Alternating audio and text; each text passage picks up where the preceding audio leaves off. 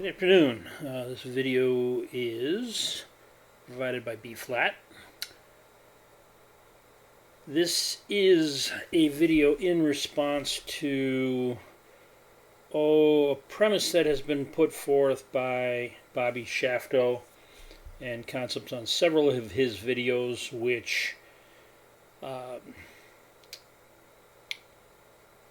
state that the light rays coming from a measurable position of a sun illuminate certain objects in a way that is only possible on a spherical Earth.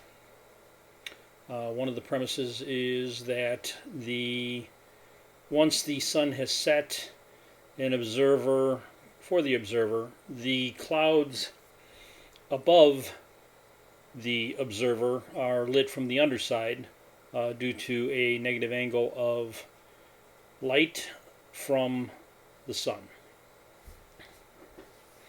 In this model that we're currently laid out as far as demonstration, we are looking at the blue line represents the curved surface of the supposed curvature of the Earth in miles 3959. Units should be not contested at this point. They're what is advertised. I have drawn in a horizontal ray, or the horizontal ray that Bobby is referencing, from a sun that is going to come to a point on the spherical or circular tangent, and that is going to be the last time that the sun is viewed. Everything else to the right here down the curve should be in what Bobby would like to call the Earth's shadow. I would not have a direct line of sight to the sun, and therefore it would be blocked, and the only illumination that is happening would be on the clouds above the individuals. So the model is created here, but how does that compare to what was observed in observation not from ground level?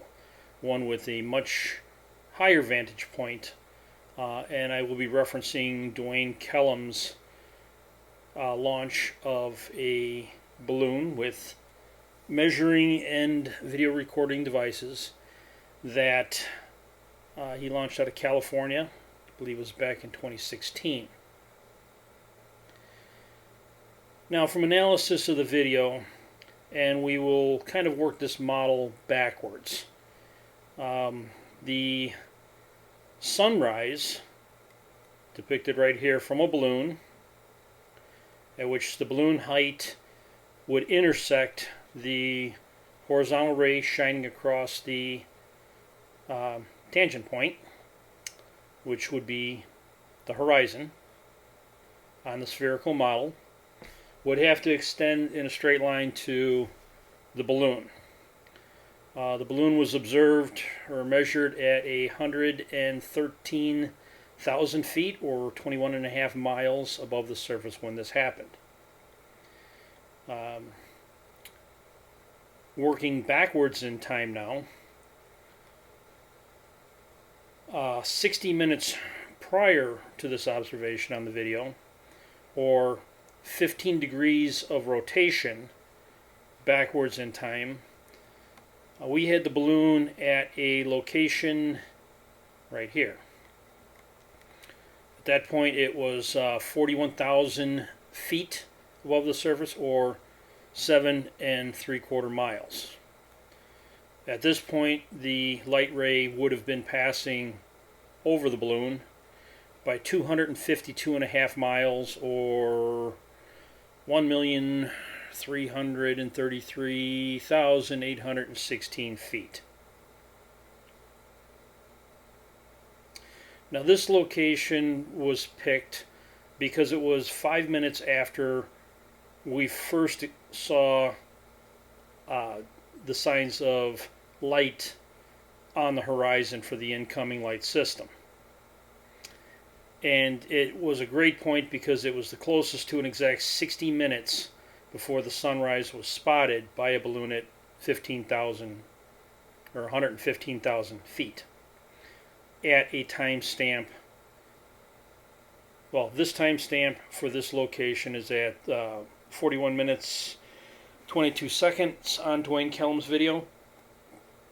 The other balloon location at sunrise can be witnessed at 1 hour and 42 minutes and 29 seconds in Dwayne Kellum's video.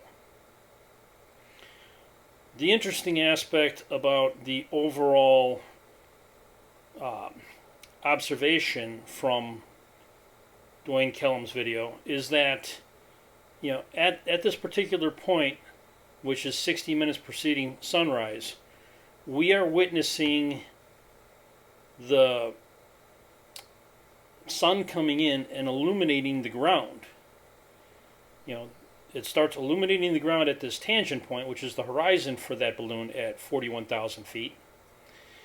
And during the continued rotation, the 60 minutes to this point, the area grows larger and larger as far as how much is illuminated preceding the sunrise. But here's the point. Everything to the right of this line is supposedly in the Earth's shadow, and the surface should not be lit. If there's the expectation that the shadow, that clouds can only be above that which is blocked by the Earth's shadow in order to be illuminated by the sun, then quite clearly we have a problem with that line of thought. Now, I have other ideas as to how the sun actually functions on a flat model, but that's not the point of this current argument.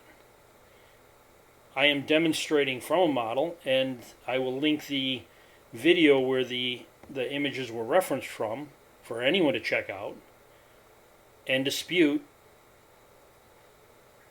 what has been established here in this CAD file, where all of the measurements are accurate and to scale. Thank you for taking the time to consider this.